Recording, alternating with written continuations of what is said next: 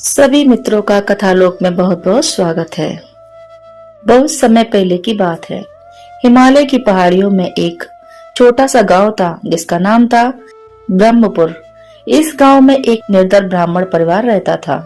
उस परिवार के मुखिया पंडित श्रीधर का कुछ समय पहले ही देहांत हो चुका था। उनकी पत्नी सावित्री अब अकेली थी, विधवा, निर्धन और गांव की अपेक्षा का शिकार। उनका एक ही बेटा था, संदीप, जिसकी उम्र लगभग 10 वर्ष थी और वह बहुत बीमार और दुर्बल हो चुका था।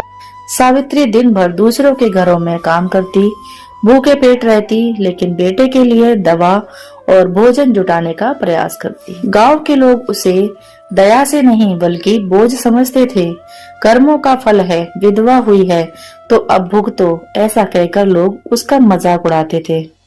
लेकिन सावित्री सबकी बातें चुपचाप सुनकर रह जाती थी। वह भगवान पर विश्वास करती थी और अपनी मेहनत से कभी भी नहीं घबराती थी। एक दिन सावित्री खेतों से लकड़ी को चुन चुन कर लौट रही थी। तभी उसे 3 वृद्ध साधु गांव के किनारे बैठे दिखे। वे भूखे, थके हुए और प्यासे लग रहे थे। सावित्री ने बिना कुछ पूछे उन्हें पानी पिलाया और कहा, गुरुदेव, मेरा घर तो टूटा फूटा है पर थोड़ा सत्तू और गुड़ है, अगर स्वीकार करें तो चलिए मेरे साथ भोजन ग्रहण कर लें। तीनों साधु मुस्कुरा उठे।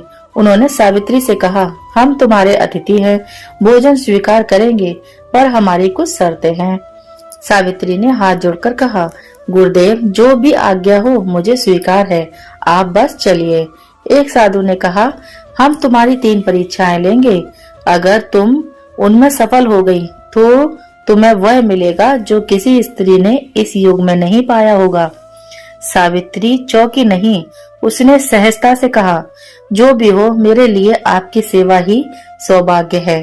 तीनों साधु सावित्री के घर पहुंच गए। फिर पहली रात साधु ने उनके घर भोजन करने की इच्छा जताई, परंतु उसी दिन उसके घर में केवल थोड़ा सा आटा और एक मुट्ठी दाल बची थी, जो उसने अपने बेटे के लिए संजो कर रखी थी।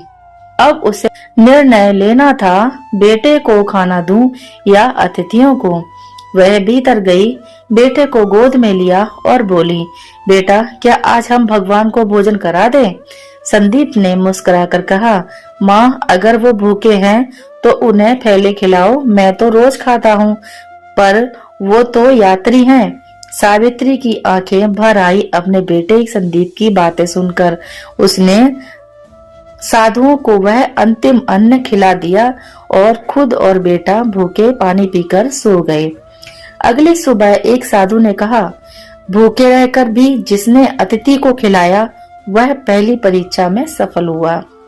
अगले दिन गांव के कुछ लोग सावित्री के घर आए। साधुओं के आने की बात सुनकर वे ताना मारने लगे, ये साधु तो नकली हैं, इनसे दूर रहो, ये तो तंत्र मंत्र वाले हो सकते हैं, क्या फायदा ऐसे सन्यासियों की सेवा करके, तेरा भाग्य नहीं बदलेगा। पर सावित्री शांत रही। उसने जवाब में कुछ नहीं कहा, बस झुककर कहा, अगर ये सन्यासी है तो मेरा कर्तव्य है सेवा करना, और अगर कोई और भी होता तब भी अतिथि है, मुझे उनके दिल को ठेस नहीं पहुंचानी। साधुओं ने यह सब चुपचाप सुना। एक साधु ने कहा, जो अपमान सह ले वही सेवा का अधिकारी है। तुमने अहंकार को वश में रखा, तुमने दूसरी परीक्षा भी पार कर ली है। तीसरी रात थी, आसमान में घने बादल छाए थे। सावित्री ने साधुओं को एक पुराना सा दीपक जलाकर अंधेरे घर में रोशनी करके दी थी। तीनों साधु भोजन करने के बाद चुपचाप बैठे थे। अचानक तीसरे साधु, जिसका चेहरा सबसे गंभीर था, उठे और बोले, सावित्री, तुमने भूख की परीक्षा में त्याग किया, अपमान की परीक्षा में धैर्य दिखाया, अब समय है अंतिम परीक्षा का, जो तुम्हारे अंतर्मन के मुंह को देखेगी। सावित्री चौंक गई, गुरुदेव, क्या आज्ञा है? तीसरा साधु बोले, हमारे आश्रम के द्वार पर एक प्राचीन यज्ञ होने वाला है। वह यज्ञ इस युग के अंधकार पाप हरने हेतु किया जा रहा है। लेकिन वह यज्ञ तब तक पूर्ण नहीं होगा जब तक उसमें कोई निश्चल और निष्पाप बालक की आहुति न दे। हमें ऐसा बालक चाहिए जो माँ की गोद से आया हो, पर माँ के ही संकल्प से समर्पित हो। तुम्हारा पुत्र संदीप ही इस यज्ञ के योग्य है। सावित्री अक्क बक्क रह गई। क्या मेरे संदीप को अग्नि को समर्पित करना होगा? उसका मन कांप उठा, आंखें भर आई।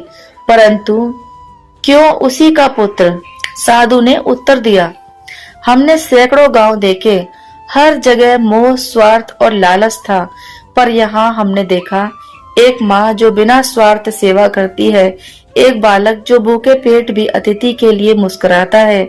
ऐसे पवित्र हृदय से ही यज्ञ की पूर्ण आहुति संभव है, तभी यह पृथ्वी संतुलन पा सकेगी।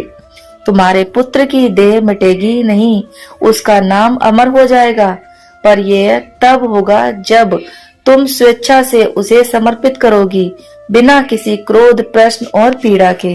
यह परीक्षा किसी बल से नहीं, त्याग से होगी। सावित्री की गोद में संदीप सोया था। वह उसकी मासूम सांसें सुन रही थी। उसकी नन्ही उंगलियां उसकी साड़ी पकड़ रखी थी। माँ के भीतर तूफान था। वह सोच रही थी, जिसे मैंने भूखे पेट पालकर बड़ा किया, जो मेरी सांसों का सहारा है, क्या मैं उसे समर्पित कर सकती हूँ? वह मंदिर के पास गई और चुपचाप भगवान से बोली, हे प्रभु, अगर मेरे पुत्र का त्याग इस धरती को बचा सकता है, अगर वह किसी को जीवन, आशा और शांति दे सकता है, तो मैं उसे समर्पित करती हूँ। पर मैं एक शर्त रखती हूँ, आप उसे वेदों की लौ बना देना, उसे प्रकाश बनाकर जगत को दिशा देना। वह वापस आई, बेटे को चूमा और साधुओं से बोली, मैं संदीप को समर्पित करती हूँ, ना बलिदान समझकर बल्कि यज्ञ समझकर। जैसे सीता माँ ने अग्नि में प्रवेश किया था, वैसे ही मेरी गोद अग्नि को समर्पित है। साधुओं का रहस्य खुलता है। तभी तीनों साधुओं ने अपनी प्राकृतिक शक्तियां प्रकट की। तीसरा साधु जो यह परीक्षा ले रहा था, कोई और नहीं, भगवान स्वयं वासुदेव थे। पहले दो साधु अश्विनी कुमार, स्वास्थ्य और बुद्धि के देवता, और अत्र ऋषि ज्ञान और तप के प्रतीक थे। तब भगवान वासुदेव बोले, सावित्री, यह परीक्षा यज्ञ की नहीं थी, यह परीक्षा थी कि क्या कोई माँ ईश्वर के उद्देश्य के लिए अपने सबसे प्यारे चीज के लिए भी विमुख हो सकती है। तुमने केवल पुत्र नहीं, अपना मोह भी समर्पित किया, और यही सर्वोच्च बलिदान है। अब तुम्हारा पुत्र कभी नहीं मरेगा। उसका नाम युगों तक संदीप वेदव्रती के रूप में लिखा जाएगा। आज से वह भारत के महान ऋषियों में से गिना जाएगा, और तेरा नाम युगों तक एक आदर्श माता के रूप में लिया जाएगा। सावित्री रोते हुए भगवान के चरणों में गिर गई। गांव में यह बात फैल गई। लोग सावित्री के दरवाजे पर आए, क्षमा मांगी। सावित्री ने किसी से क्रोध नहीं किया। उसने कहा, मेरे पास देने को कुछ नहीं, पर अगर सेवा कर सकूं तो यही मेरा धर्म है। संदीप आगे चलकर एक महान वैदिक आचार्य बना।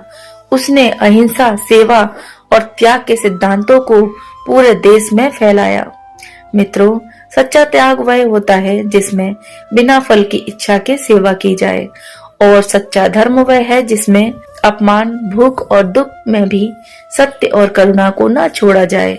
जो बिना किसी अपेक्षा के सेवा करता है, वही सच्चे अर्थों में ईश्वर का प्रिय होता है। यह बलिदान आत्मिक था, भौतिक नहीं। साधुओं को सच में बलिदान नहीं चाहिए था। वे तो एक सच्चे मन, त्याग की भावना को ढूंढ रहे थे। यह हिंसा अब स्पष्ट करता है कि क्यों बलिदान मांगा गया, क्यों साधु केवल उसी स्त्री को चुनते हैं, और क्यों यह परीक्षा सर्वोच्च कहलाती है। मित्रों, अगर आपको यह कहानी ज्ञानवर्धन लगी हो, इससे कुछ प्रेरणा मिली हो, तो हमें कमेंट बॉक्स में अपनी राय जरूर बताएं। कमेंट बॉक्स में हर हर महादेव अवश्य लिखें।